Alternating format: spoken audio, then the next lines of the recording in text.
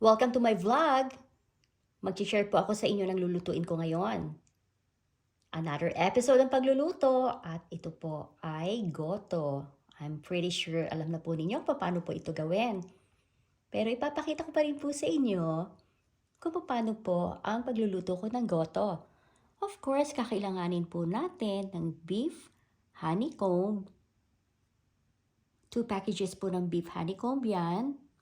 At syempre, maraming bawang.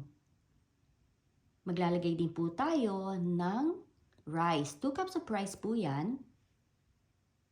At syempre, masarap ang ating goto kung maraming luya. So, panoorin po ninyo. Okay, hiwain ko na po ang ating luya. Alam nyo ba na mas maraming luya, mas masarap po dito sa goto? Kaya, marami po ang luya na aking hihiwain. Okay.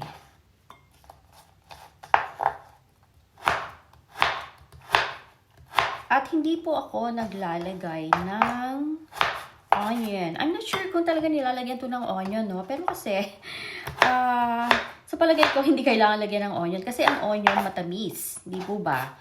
So, sa paggawa po talaga yata ng goto is garlic at ano lang po ito, ginger. So, ganyan po ang paghihiwa ko ng ginger. So, depende po kung paano po niyo hiwa yung ginger. Ganyan lang po, pahaba lang po ang hiwa ko sa ginger. Okay. Naku, masarap po ito. Alam niyo ba, matagal na ako hindi nagluluto nito. Kaya sabi ko, makapagluto nga ng goto kasi medyo malamig na ang panahon ngayon. At masarap to sa ganitong panahon, malamig.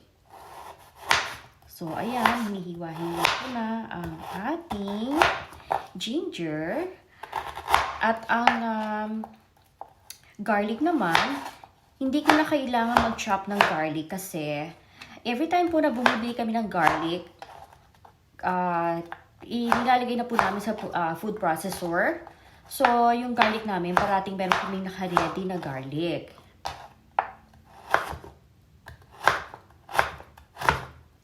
Ayan po, ganyan lamang po ang ginagawa kong paghihiwa sa ating ginger. Hinugasan ko na rin po to. At syempre, hindi ko sinama ang balat. Dahil hindi po masarap pagkasama ang balat. Okay. So, ayan. At isusunod po naman natin ang ating honeycomb.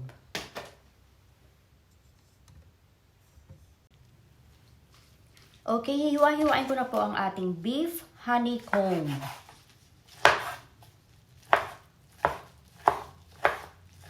Ganito lang po ang paghihiwa ko ng beef honeycomb. Pahaba ang hiwa niya.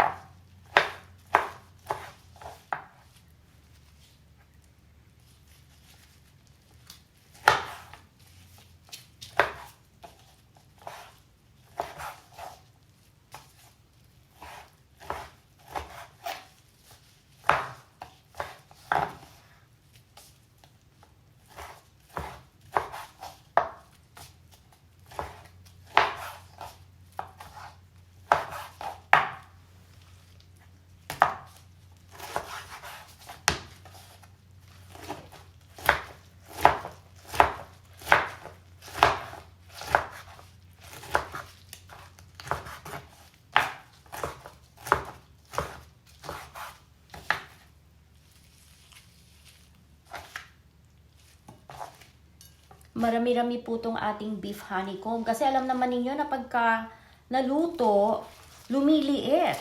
At syempre, pagka kukonti siya, at lumiit ang ating beef, naku, nabutas na ang aking ano. Ay.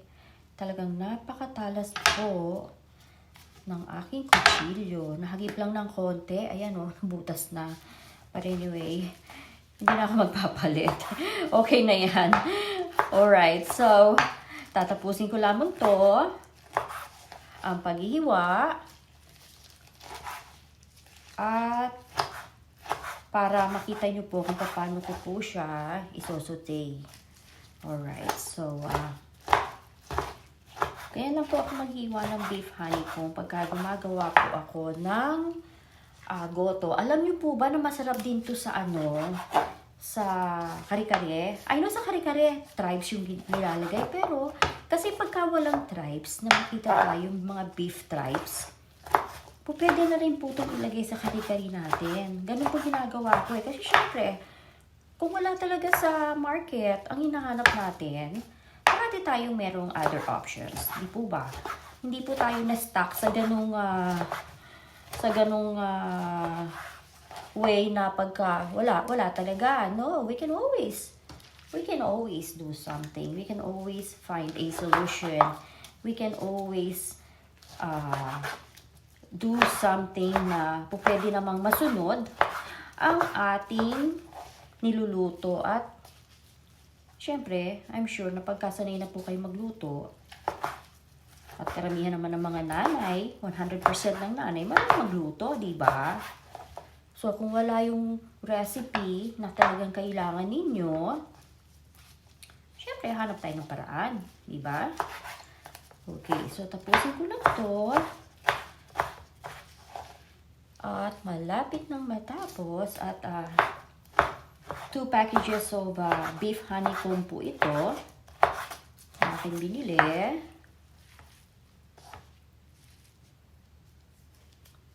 Talas talaga ng kutsilyo ko.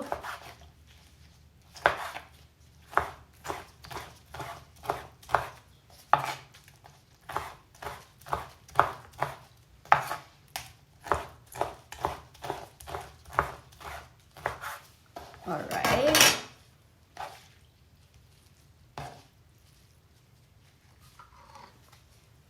So, ito po ang ating beef honeycomb na ilalagay po natin sa goto. Ayan, ang dami po, ano? So, umpisahan na po natin ang pagluluto ng goto.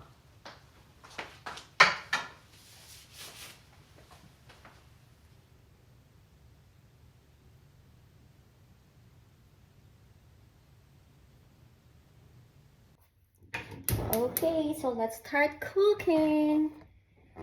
Organic olive oil.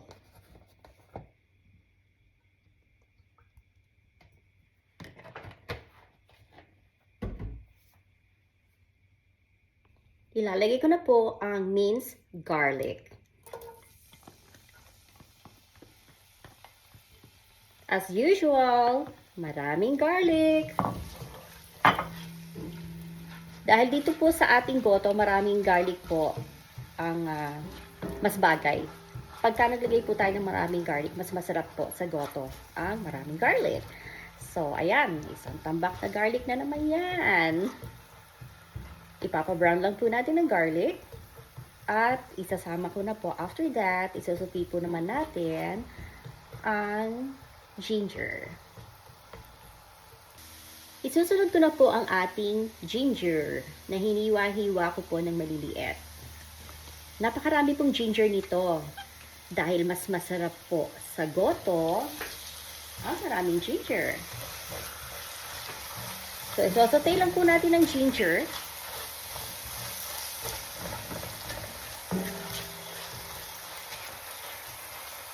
Yan lang po natin maluto ang ginger natin at lumabas ang kanyang aroma.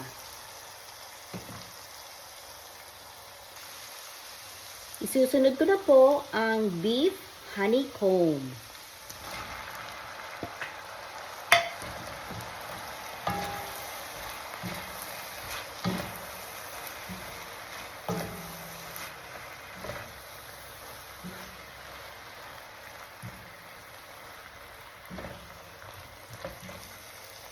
Parang napakarami po niyan, ano? Pero nako, pagka naluto po yan, liliit yan. At makikita nyo ko konti.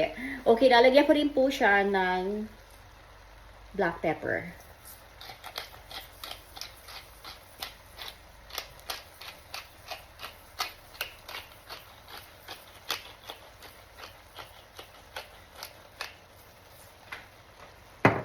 At syempre, ano ba ang nagpapasarap sa ating mga niluluto? Ang paborito po ng lahat, ang patis.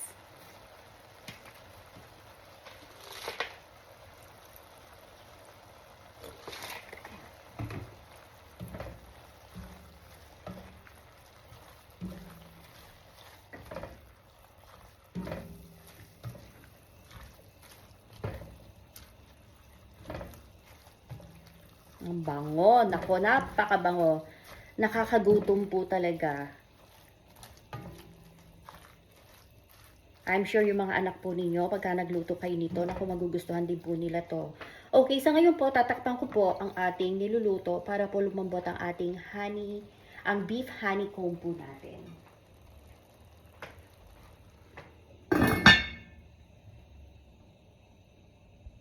Okay, check ko na po kung ano na nangyayari dito sa ating niluluto.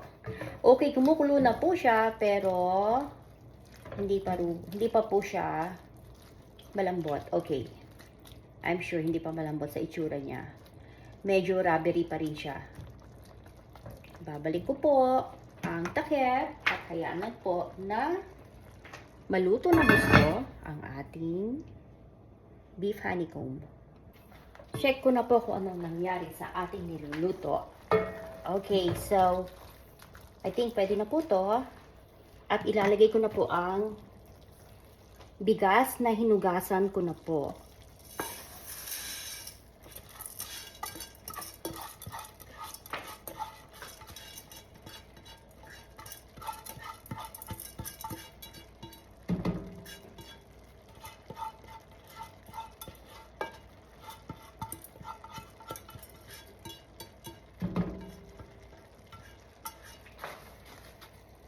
Hindi po muna lalagyan to ng water. Parang isasangkutsa ko po muna yung pong bigas na inilagay natin sa ating beef honeycomb.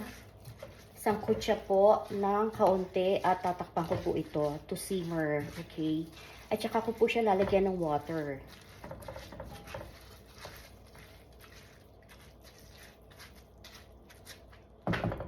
Iwan ko lang po muna siya for about 5 minutes.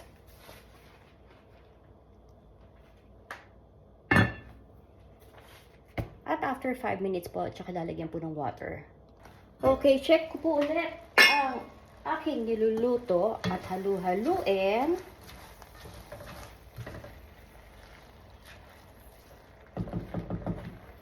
Lalagyan ko po siya ng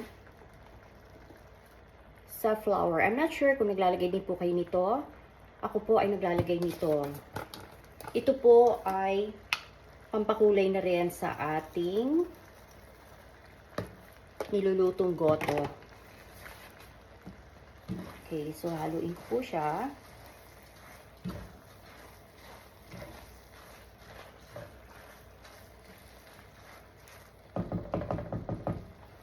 At this point, ilalagay ko na po ang water.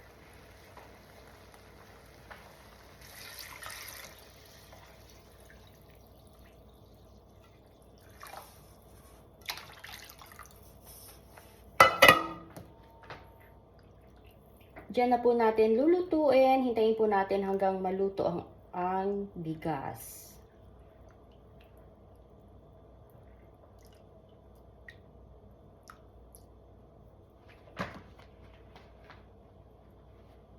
I'm gonna cover it again hanggang maluto po ang bigas.